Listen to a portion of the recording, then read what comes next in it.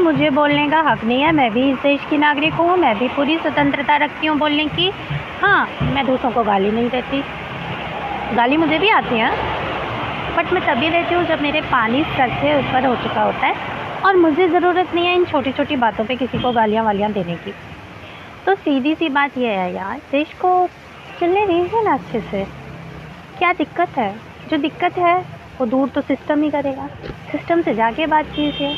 ऐसे धरने पे आप बैठते हो, काम रुक जाता है, पुलिस सारे प्रोटेक्शन आप पे लगा देती है।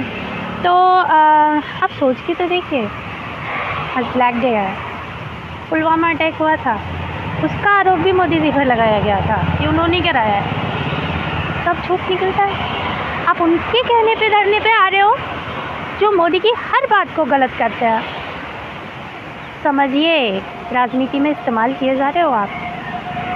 आपका कोई भला नहीं चाहता, जो आपको वहाँ बिठा रहा है वो आपका भला नहीं चाहता। पता नहीं क्या कह के भड़काया है आप लोगों को, मुझे तो समझ ही नहीं आता। कोई किसके कहने से अपना काम धाम सब कुछ छोड़ के कैसे धरने पे जा सकता है? अरे मुझे को बोलो, मैं कहीं ना जाऊँ, पैसे दे तब भी ना जाऊँ, क्योंकि मुझे मेरे कर्म पे भरोसा है, मेरे भगवान पे भरोसा है और मुझे मेरे पीएम पे भरोसा है। जय श्री राम। सोचना ज़रूर, अच्छा लगेगा। आप लोगों के धरने से फ़र्क सबको पड़ता है। हमें भी दुख होता है, सर्दी में आप बैठते हो, हमें भी दुख होता है, आपको डंडे पड़ते हैं, लाठियाँ पड़ती हैं, वाटर कैनन से आपको भिगोया जाता है इतनी सर्दी में। अरे हम भी आप ही की तरह इंसान हैं और आप भी हमारी तरह इंसान है। आपको भी सर्दी लगती है, आपको भी दर्द होता है, अच्छा नहीं लगता है देखकर। और जो आपको दिक्कत है ना, जो भी आपका मसला है, एमएसपी या कुछ और जो भी मांगे हैं, पहले भी तो हुआ था धरना, पीएम मान गए थे ना, बैक स्टेप भी किया था। अब क्या चाहते हो? उनको फिर से झुकाना चाहते हो? अच्छा लगता है क्या? नहीं लगता ना। अपने घर के बड़े बुज़ुर्गों को आप झुकाकर अपनी मनमानी करते हो क्या? मोदी है, पीएम है, पीएम का मतलब समझते हो? देश का भगवान, देश का सबसे बड़ा, जो फैसले लेगा वो हमारे हित के लिए लेगा। उनके अपना नहीं है कोई, वो किसी और के लिए नहीं कर रहे यार, वो हम सब के लिए कर रहे हैं और उनके हर फैसले पर मुझे गर्व है। हमको लगता है शुरू में नोटबंदी हुई या कुछ भी हुआ कि बहुत प्रॉब्लम है, बहुत मुश्किल है, लेकिन कड़वी दवाई भी तो हल देती है। मीठी मीठी खाएंगे तो वो तो हमें कहीं ना कहीं, चलो एक तरीके से मान लो शुगर है, हमने शुगर की दवाई खाई, हम ठीक हो गए, लेकिन बाद में क्या, किडनी फेफड़े सब कुछ ख़राब हो गए। एक बार कड़वा जहर पी लो, सब ठीक।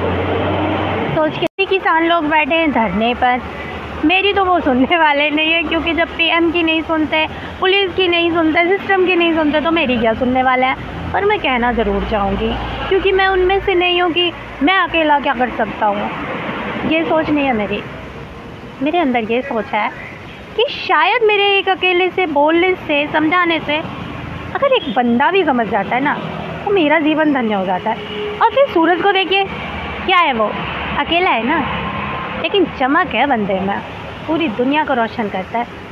तो बोलने से एक अकेला अगर आदमी गाली देगा ना, तो 10 आ जाएंगे उसे मारने पीटने के लिए, झगड़ने के लिए। लेकिन एक अकेला अगर अच्छी बात कहेगा ना, तो 10 आ जाएंगे उसे गाली देकर आगे बढ़ने के लिए। किसानों से मेरी यही रिक्वेस्ट है, प्लीज़ आप अन्नदाता हैं, आप बहुत रेस्पेक्टफुल पोजीशन पर हैं, अगर आप ना हों तो शायद हम भी ना हों।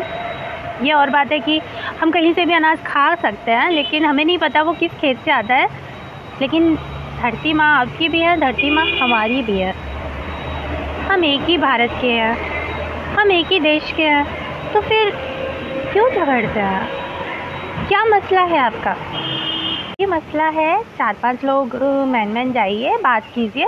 मोदी जी ऐसे नहीं है कि किसी को टाइम नहीं देते, किसी से मसले हल नहीं करते। आप कोशिश तो कीजिए, ज़रा सोचिएगा, अगर उस समय ये लोग अपने प्यार, अपने घर, अपने परिवार के बारे में सोचते, तो क्या आज हम लोग आज़ादी की चैन की सांस ले सकते थे? अभी हम लोग क्या कर रहे हैं, आज़ाद हो गए, कीमत नहीं पता, ज़रा सी मांग के लिए धरने पर बैठ जाता है, अपने पीएम की इज़्ज़त नहीं करते हैं। कोशिश करते हैं जलील करने की उन्हें, अनपढ़, गंवार, चौकीदार, पता नहीं क्या क्या, फर्जी डिग्री, खून का सौदागर, क्या संज्ञा नहीं देते हम अपने पीएम को। कितनी शर्म की बात है यार। वो ज़माना ठीक था जब आप दूसरों की गुलामी कर रहे थे। वो भूल गए कि आपके पूर्वजों ने किसी और की गुलामी की। वो हंस नहीं सकते थे, बोल नहीं सकते थे, घर से नहीं निकल सकती थी औरतें। और अब कम से कम ये आज़ादी मिली है तो उसकी रेस्पेक्ट कीजिए। देश के लिए अगर कोई अच्छे निर्णय ले रहा है तो उसका साथ दीजिए, उसकी टांग मत कीजिए। आपके घर का मसला नहीं है ये कि अरे ये आगे तरक्की क्यों कर रहा है, हमें बनना है पीएम, हमें बनना है पीएम। पीएम बनने के चक्कर में देश की वाट लगा के रख दिया है। राजनीति करो, लक भी लेता है कुछ, नीयत अच्छी रखो ना, सब मिलता है। हमारे देश में हम लोगों को वैलेंटाइन डे याद है, promise day, hug day, chocolate day, teddy day, सारे दिन याद है। लेकिन जो याद करना चाहिए अपना इतिहास, उसको भूल चुके हैं। कोशिश भी नहीं करते हैं ये जानने की कि आज़ादी हमें गोरों ने प्लेट में सजा के नहीं दी थी, महात्मा गांधी के चरखे से नहीं आई थी, जवाहरलाल नेहरू की विलासिता से ये आज़ादी नहीं मिली थी, उनकी विदेशियों से फ्रेंडशिप से ये आज़ादी नहीं मिली थी। ये आज़ादी मिली थी हमारे छोटे छोटे बच्चों ने शहीदियाँ करके।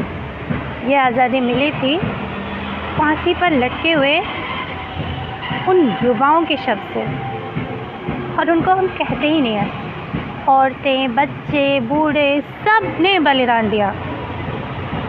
चलो इतिहास भी छोड़िए, ज़्यादा पुराना नहीं है, पुलवामा अटैक आज ही के दिन हुआ था।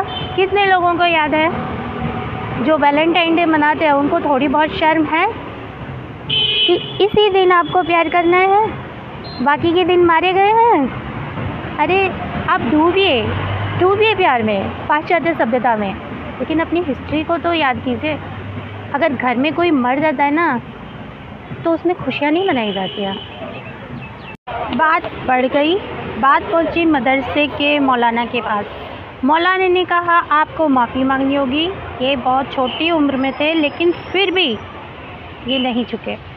इन्होंने बोला मैं माफ़ी नहीं मांगूंगा क्योंकि बीवी फ़ातिमा ने पहले हमारे हिंदू धर्म के देवी देवताओं को गाली दी है, तो बदले में मैंने रिएक्शन किया है और मैं माफ़ी नहीं मांगूंगा।